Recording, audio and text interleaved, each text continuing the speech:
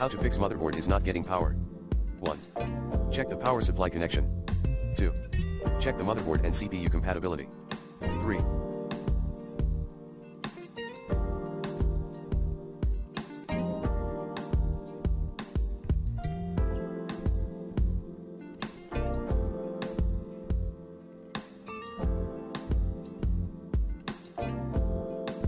Check the RAM for improper insertion. 4. Check the connection between graphics card and monitor. 5. Check for the connection cables. Remove and reconnect them later. 6. Remove all peripherals connected to your computer.